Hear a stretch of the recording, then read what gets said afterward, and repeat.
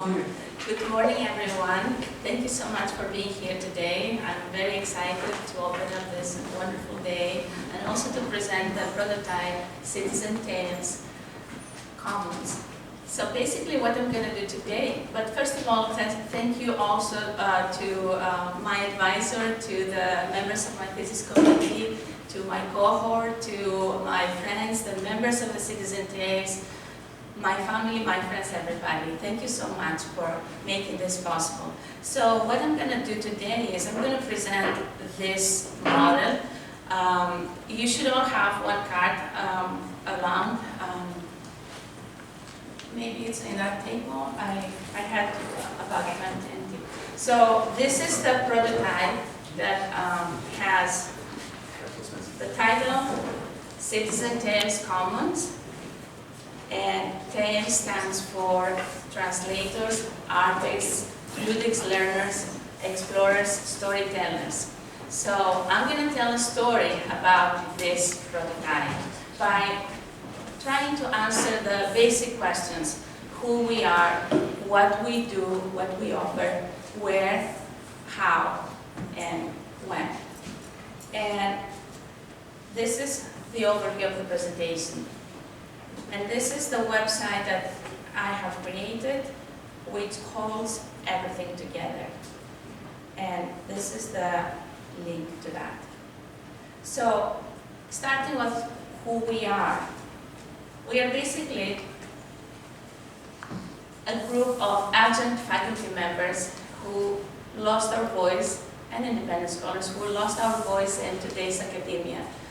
In what sense? In the sense that we are considered as an adjunct underclass, without sources, without access to research, or really not having the status or the time to work and do our research as discipline as we would like to. And independent scholars also joined us. So we are kind of an underrepresented voices, and we wanted to empower ourselves by putting together ourselves, by piecing every piece of ours together, and by finding the power of the collective voice. And this is why you're going to see that the medium that we chose is primarily the podcasting. So,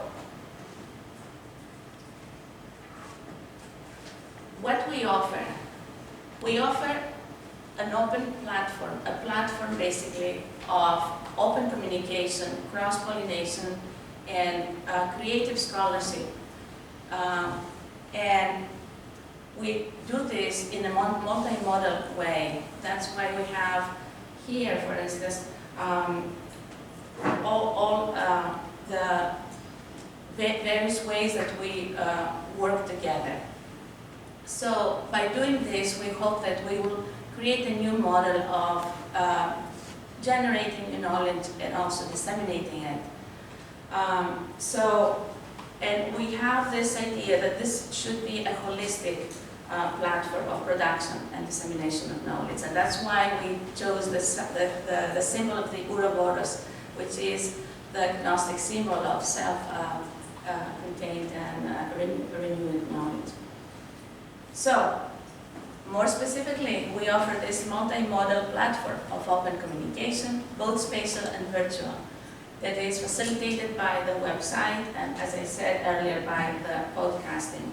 We have already one full podcasting episode where we ask the big question, what is citizenship? Because this is the topic around which all this platform works together. So, where we were very, very lucky to have the support of the Engagement Lab, and we held twice a month meetings to think together critically around issues of citizenship that started initially with the Citizen Read initiative by Claudia Rankin, to which we belonged before. And the 7 first members of this chorus, of the Citizen Tales chorus, came from that. So that is ourselves. This is the multimodality of this platform.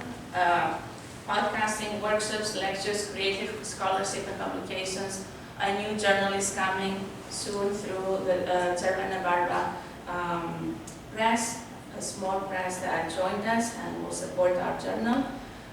We have all the tools of social media and social studies. We incorporated previous forms like the advanced translation workshop that I had. So one into another is a pattern that goes along with the Ouroboros symbol. And here you can see some of the course of our tools, like all we have learned throughout the year in all of our classes, like mood boards, journey maps, user persona maps, lectures, focus groups, all this, the radar exercise we had in Lina's class, for instance, or blogs. Every member could have parallel blogs. And then, why? As I mentioned, our initial design question was, how can I create an hospitable niche space platform for people, scholars, students, and others, especially adjuncts, who have either felt themselves less empowered or blocked as citizens, or they have witnessed others as such at some point in their lives, so that they can raise their voices and reclaim their rights as citizens. And I use the term citizen in the broad sense that Professor Peter Levine uses it and he holds the position of Professor of Citizenship. So citizen is someone who seriously asks the question, what should we do? And so then, after that, my initial question was reframed as follows. What should we do to empower adjuncts beyond unionization? A question both practical and ethical. And why beyond unionization? Because they do a great job in practical issues, but we wanted something more of that. We wanted this physical space that empowers everyone, that is a process that empowers by following all the 4 activities that Professor Eric Gordon and Gabriel Lugar so thoughtfully have created in this idea of building a network or holding a space, giving reciprocal feedback, constant feedback, and all of these ideas were incorporated in the practice. So in a way, we were practicing democracy, and that's how the piece of chorus comes together. If we tie it back to the ancient Greek democracy, where the chorus was both the I and the we voice, and was directly linked to the voice of the people and the idea of the direct democracy. So this adjunct model became also a model for making this surplus as a class, because the adjuncts were considered in today's academia as a surplus, as not needed, as misfit, or something not necessarily needed. But we thought that we can turn it to a class by taking the best of every institution, every part, every theory, every idea through cross-pollination. So that is where I really found theoretical support in a chorus of wonderful theorists and cultural theorists and philosophers. And you can see here, for instance, Jacques Rancière, who really gave me the substance of the core ideas that we discussed, like the distribution of the sensible, the civic spectacle, the emancipated spectator, and direct democracy, etc. And Claudia Rankine, that started this whole with the question that she asked when she wrote The Citizen and American Lyric in response to the Katrina hurricane in 2005, when she said, how should I go further? What should I do? And because that was the moment when the racial divide was unearthed. They were not prepared, and she asked the question, why? So, in a way, you can see who else is figuring there, and also the main ideas that hold together hold us together, but also help us to go deeper into our inquiry, into our critical inquiry. You see some ideas here: equality of intelligence, this idea that we all start with this equality of intelligence as a prerequisite. It's not the end goal. This is very important for us. That's why I say this is really a practice of democracy, which we all share. So this course of ideas helped us in the process. And I mentioned already the citizen read. And so we have some proof of effectiveness. We were just 7 members in the beginning. Now we are 19. Last week I launched it through Facebook, and I immediately received more requests through a form that we have in the Join Us. So you can visit and see. And we have 5 more in the making and in the process of uploading. But they also, the interesting thing was that partners, besides the initial partners like the Missing Link or the Engagement Lab or the Mellon School of Theater, etc., were part. We have 2 new partners, the Sherman & Barbara Press that I mentioned earlier, and the Culture House, which is a pop-up space that facilitates our job basically because it's for free. And then we have a panel in NEMLA conference in March 2015. We also have a travel exhibition. We hope the one that we're going to have is going to happen again through the Culture House. We also have a poetry reading at the New Orleans Poetry Festival. We have, as I mentioned, the Citizen Tales Journal. And I know that we're going to have mentorship, individual collaborations, and the managing and funding will be the big challenges.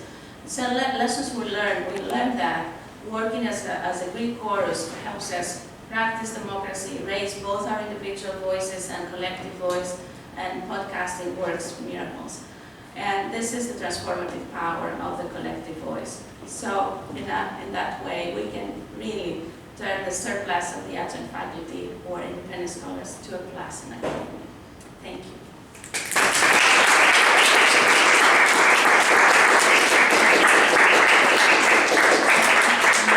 I'm looking forward to your questions and feedback. Okay, we have 10 minutes for questions.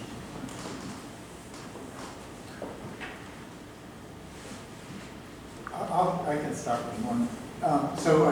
So thank you for this work. It's really inspiring. I guess my first question is, I'm wondering what the connection is. So because it seems like there's a lot that's going to this platform, and I'm wondering if you can talk a little bit more explicitly about I'm really taken by the idea of the adjunct underclass and providing a platform of support, but then there's kind of all the theories around citizenship and social justice. So was that theoretical base decided on by the adjunct group, or was that just like, how does that connect to the idea that there is an adjunct underclass, instead of just advocating for them in institutions and giving more voice? You're advocating for them as also a focus on some type of civic empowerment and social justice. This is a great question. This happened really imperceptibly by the way, little by little, people joined us. It was like an appeal to these people who were learning about this module, this kernel, if you want. And by joining us, having also a semester just talking about these things, we realized that what joined us together was a need to find our voice, to support each other, and we also did not have the time or the means, the sources, all of us, to really advance our research. And I had many questions by those people who wanted finally to make a commitment and come to this. And they were asking me, why should I join you? What are the benefits for me? What do you offer more than the others, the institutions? And I said that it is this process, this ongoing process, the identity that we assume by being members of the Citizen Tales. It's like a commitment that we will support you in any way we can. And it's this home that is not there in the institutions or in the academia, this antagonistic spirit that is missing from, is not part of ours. So I don't know if and also the idea of, we really treated each other as equal, not hierarchical. So that's the adjunct, by going back to your etymology, is really next to each other. So, and the chorus came like a scene to bring us together, because we knew that every time we could be both the leaders by stepping in front and then back as a voice collective. And so we really found our way, this theoretical support in the process. And that's why I mentioned earlier, even we were introduced to Eric's model early in the process, in the fall. And only after the next semester, after the spring semester, we realized that we were really practicing these 4 core activities without realizing. So it was a wonderful reflection moment when we together had the opportunity to deliberate and see what really this offers. And maybe there is a way to empower other adjuncts like us, and also having people participating and presenting their work, they were empowered in a way. So I don't know if I answered. Yeah. Thanks, Vicki, for that presentation. Can you, I know we talked about this in the past, and I don't think it ended up in your written document. Can you talk about the relation between what you were doing and other, say, artist collectives that have existed in the past, and what you think you're doing that is different than that? Yeah, thank you so much for this question. Really, this is also interesting to me, and it's dear to my heart, and I also found an answer to Rancière's concept of aesthesis. Aesthesis is a Greek word meaning primarily sense, but he uses it in both ways, in the way of how we see the way things, artistically speaking, are produced, and also the way we perceive those artistic outcomes, productions, and this joint view of aesthesis, senses, was always dear to my heart, and because I had this double self, if you want, being also an artistic teaching artist, if you want, through the language mediums, through poetry and translation. And this piece was pushed back when I was presenting myself as a scholar, and I really wanted this to be merging. I really wanted this to be celebrated and embraced as part of oneself, and something is missing today. So that is a piece that is missing today, Eric. And I hope that by advocating for this joint concept of how really knowledge is produced by not having this binary thinking, I hope we can open up minds to embracing the artistic moment in everyone's self. Because whether we want it or all of us have some kind of artistic quality, and we are capable of creating. We saw this. We took the Surrealist workshop, for instance, 2-3 times. Citizenship as a Surrealist object, as a fure by Open Hub. And we all created beautiful lines, for instance. So I want this to embrace that artistic part, and this as not lesser than the pure rigorous scholarship. And this is where play takes me. And you all know how really fond of play I am, and we have the Ludic Seminar, which became also part of that, to inspire us, because we want to go out of our, we really want to embrace the unexpected. We want to dare go further in the knowledge, and play helps us, as we all know, and you better than anybody else with it you have created. Thank you. Yes. Yeah, I want to say that it's a really great project that's been awesome to see it develop over the past year. And one of the questions I was thinking about is that if someone's coming at this from the outside and trying to understand more of what's happening in Citizen Tales, I think like there's a really important piece that could be put here that's simply the basic grounding of how meetings run, how you literally just like how you do it bi-weekly, which is great to think about, but kind of letting sort of building that structure about how people would join, what they would do. You know, and I know you made the manifesto, which is awesome. And Well, it's still in the yeah, process. yeah, right. It's manifesting, right? Thanks Yeah. to that, you're right. You know, but even with that too, like just these kind of practical ground rules of like what one does at Citizen Tales, I think would be quite helpful. That way, if someone were to take the model and replicate it, they know where to start, right? Because what's good about this is very much your in the Citizen Tales brainchild that develops, you know. And it feels very organic, which is nice. But you can also put in guardrails that if someone were to take it and do it too, that would be, I think, something that would like really give some roots so that someone else could take it and say, again. Yeah, that would be really the aspiration, that this can be a model that can be replicated at any space, at any, even corporations, even any, really, what IDEO does, but in a very corporate manner, but we do it in a very natural, nurturing manner in this way.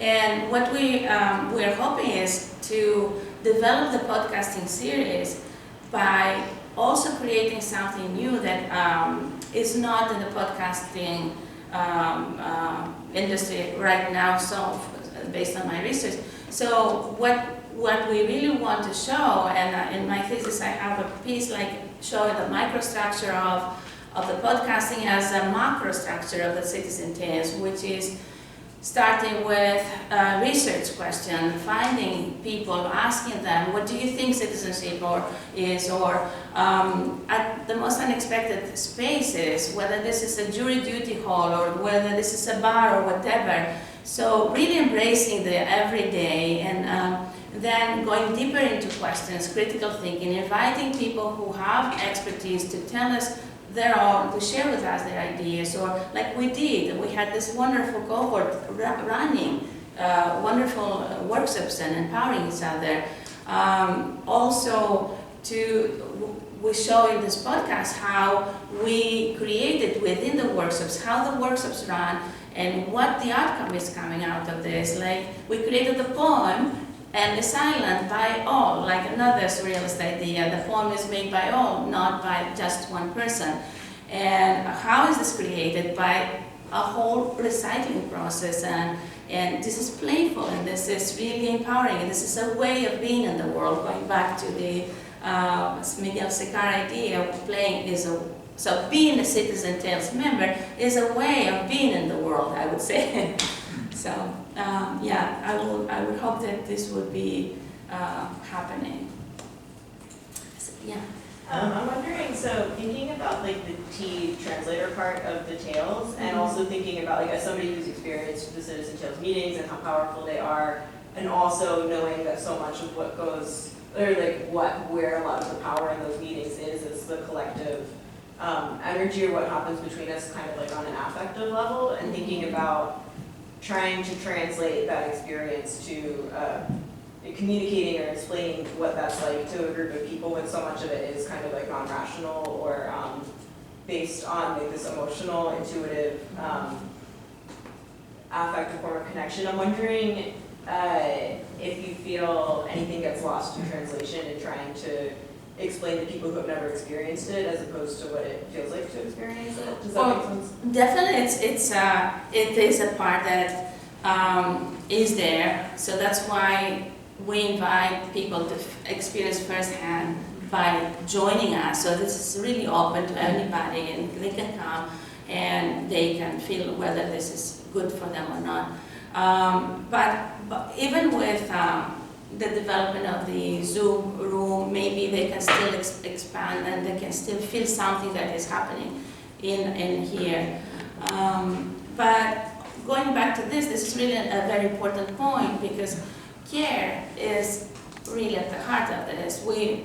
We want to create together, we want to celebrate our creativity and our care for each other. And for this, for invisible adjunct members. Okay, thank you again. So what we will do now is we will ask the faculty to stay here, and if everyone else can just we'll call you back to Vicky in about 5 minutes or so, and then we'll move to Elisa.